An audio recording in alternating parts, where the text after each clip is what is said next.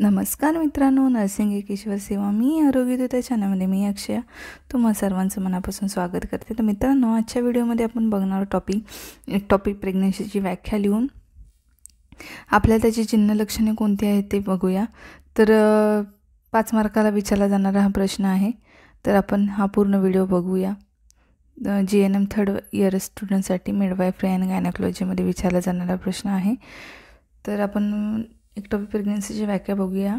ज्यावेळेस फलित बीज गर्भाशयाच्या बोकीमध्ये रुजण्याऐवजी इतर कुठेही रुजते तेव्हा त्या स्थानी गर्भधारणा म्हणजे एक्टोपिक प्रेग्नन्सी असे म्हणतात. एक्टोपिक प्रेग्नन्सी कशाला म्हणतात? तर ज्यावेळेस फलित बीज गर्भाशयाच्या पोकेमध्ये रुजण्याऐवजी म्हणजे इम्प्लांटेशन जे आहे ते गर्भाशयाच्या पोकेमध्ये होण्याऐवजी इतर कुठेही रुजते तेव्हा स्थानिक गर्भधारणा म्हणजे एक्टोपिक प्रेग्नन्सी म्हणतात.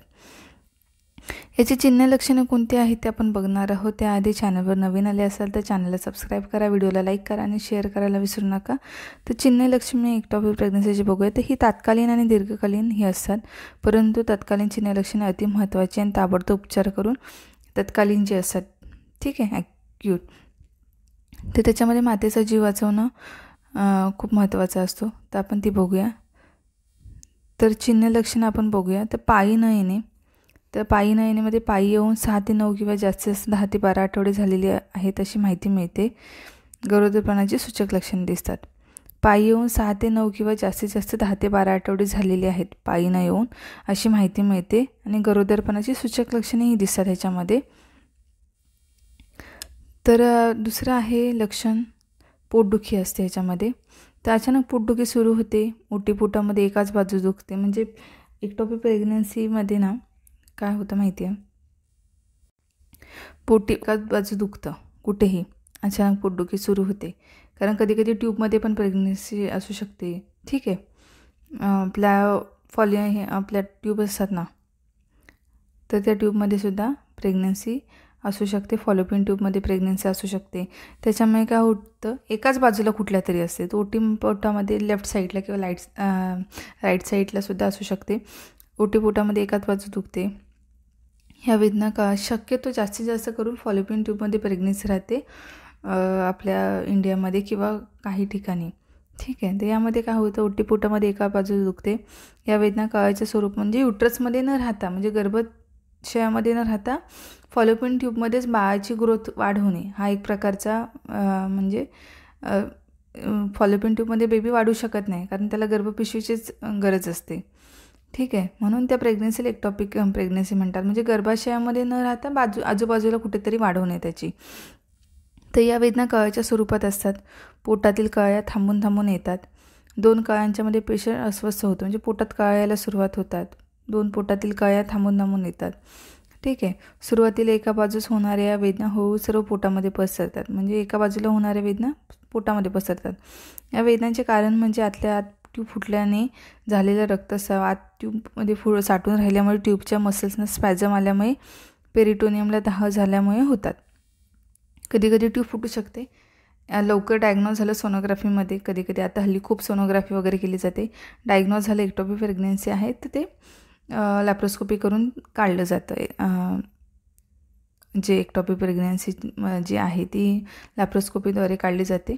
कधी कधी कसं असतं, अर्ली असेल तर मग हल्ली असेही मेथड आहेत की इंजेक्शन देऊन ते डिझॉल्व करण्याचा प्रयत्न केला जातो, असंही आहे. मग जास्तीत जास्त करून ते लॅप्रोस्कोपी केली जाते. तर आता ह्याच्यामध्ये कसं असतं, आत ट्यूब फुटल्यामुळे झालेला रक्तस्राव आत ट्यूबमध्ये साठून राहिल्यामुळे ट्यूबच्या मसल्सना स्पॅझम आल्यामुळे पेरिटोनियमला दाह झाल्यामुळे होतात. तर इतर लक्षणं कोणती आहे, तुम्हाला थोडंसं कन्फ्युजन वाटलं असेल तर अचानक पोटदुखी सुरू होते. पोटामध्ये एकाच बाजू दुखते. या वेदना कळ्यांच्या स्वरूपात असतात. पोटातील कळ्या थांबून थांबून येतात. 2 कळ्यांच्यामध्ये पेशंट अस्वस्थ होतो. सुरुवातीला एका बाजूस होणाऱ्या वेदना हळूहळू सर्व पोटामध्ये पसरतात. या वेदनांचे कारण म्हणजे आतल्या ट्यूब फुटल्यामुळे झालेला रक्तस्राव आत ट्यूबमध्ये साठून राहिल्यामुळे ट्यूबच्या मसल्सना स्पॅझम आल्यामुळे पेरिटोनियमला दाह झाल्यामुळे होतात, ठीक आहे.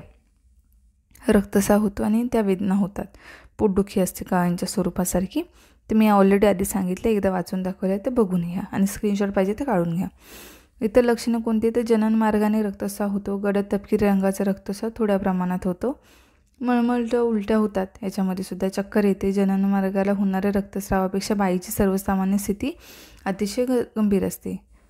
त्याच्यानंतर रोगी पांढरा फटक दिसतो, दरदरून घाम येतो, घाबरलेला असतो, वेदनामुळे अस्वस्थ असतो पेशंट. अंतस्थ रक्तस्राव म्हणजे इंटर्नल हेमरेज झाल्यामुळे त्याची चिन्ह लक्षण दिसतात. तापमान नॉर्मल म्हणजे अबनॉर्मल असतो, इथे सबनॉर्मल झाले तर अबनॉर्मल असतो. नाडी जलद, वीक व श्वसन जलद व उथळ असते.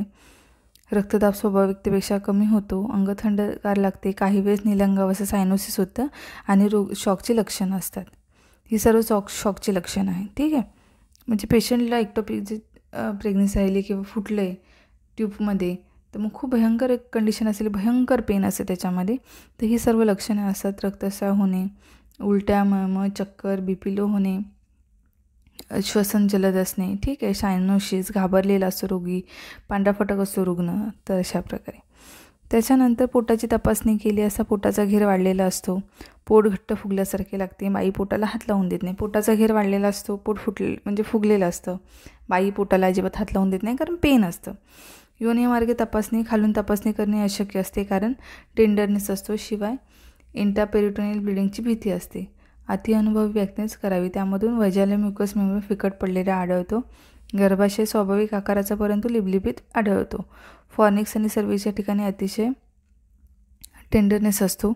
गर्भाशय स्थिर नसतो म्हणजे पाण्यात तरंगल्यासारखा फ्लोटिंग असतो. ठीक आहे. तर अशा प्रकारे योनिमार्गे तपासणी केल्यावरती आपल्याला म्हणजे PV एक्झाममध्ये कळतं. PV ह्याच्यात केली जात नाही आता हल्ली, कारण आपल्याला ऑलरेडी सोनोग्राफीमध्ये कळून येतं. ठीक आहे. तर अशा प्रकारे पोटाची तपासणी केल्यावरती आपल्याला पोटाचा घेर वाढलेला दिसणे, पोट घट्ट फुगल्यासारखे लागते, बाई पोटाला हात लावून देत नाही आणि योनिमार्गे तपासणी केल्यावरती म्युकस मेम्ब्रेन फिकट पडलेला असतो. पण ह्याला एक्सपर्ट लोकांनीच म्हणजे करायचं असते PV.